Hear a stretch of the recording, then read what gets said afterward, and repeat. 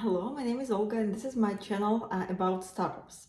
And today we will discuss a very interesting topic called profit and loss statement, because even a startup will have a profit and loss statement and will track its cash flow and revenue, etc. But before we start, if you like my content, please subscribe, write me some comments, give me some likes. Thank you.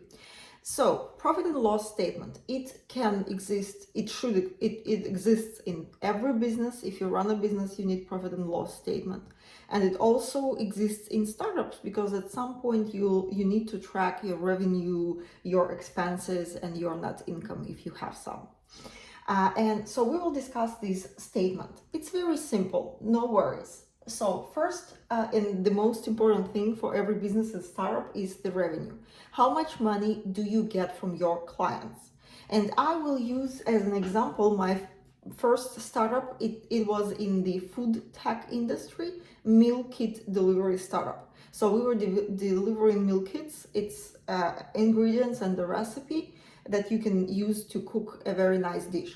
So for me, the revenue would be how many meal kits I sold, let's say X meal kits, and what was the price of these meal kits. So multiplying Y by another, I'll get my revenue. How much money clients paid me. That's my revenue. Then I think, okay, that's the revenue. How much food, ingredients did I spend to create these meal kits? So what was the cost of goods sold?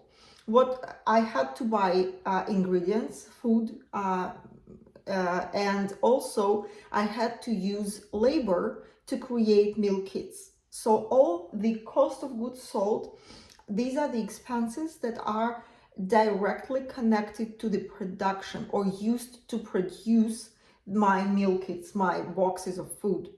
That includes ingredients, but also that includes labor that was staying there and packing and cutting and cleaning, preparing, etc. So that's my, you can split it, the cost of goods sold. There can be several lines saying, okay, the ingredients, the labor, and maybe packaging as well, right? So that's it.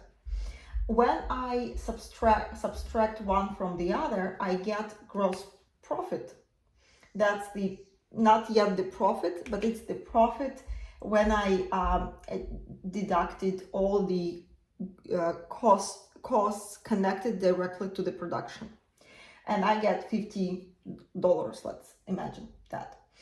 Then we will follow up with the expenses that are not directly connected with the production of my goods. And that's administrative expenses. I need some office space. I need light there, electricity, gas. I need some administrative people that run my business. So these are not people who are involved in the production directly, but they sit in the office. Maybe accountant, maybe someone from marketing or sales department, maybe operation officer, etc. So that will be my administrative expenses. I also spend some money advertising my business, and that will be my marketing expenses, right? Or I run an ad on Instagram, on Facebook, Google Ads, maybe something else, maybe some conferences, etc. It will be here. So these expenses, they are again not directly connected to the production. So they are there no matter how many orders I have. So my operational officer or marketing director is there no matter if I sell 100 items or 1,000 items, etc. And here, cost of goods sold will grow if I produce more. So these costs will be more or less the same. Of course, if I sell 10 times more, I need more salespeople. That's true. So these expenses will also grow, but these expenses will grow much faster if my revenue, if the demand grows. So, and I have some other expenses that are not directly connected to the production. After I subtract all these expenses from my gross profit, I get earnings before interest, tax, depreciation, and amortization. So after I subtract all that, I have to deduct my taxes that I pay at some percent of revenue or some constant thing. Then I subtract my interest. If I have loans from a bank, I need to pay interest on these loans. Also, if I have some facilities and I have I bought some kind of equipment to produce my goods, I need to depreciate and amortize these items. And after I subtract again interest, taxes, depreciation, amortization, I get net income.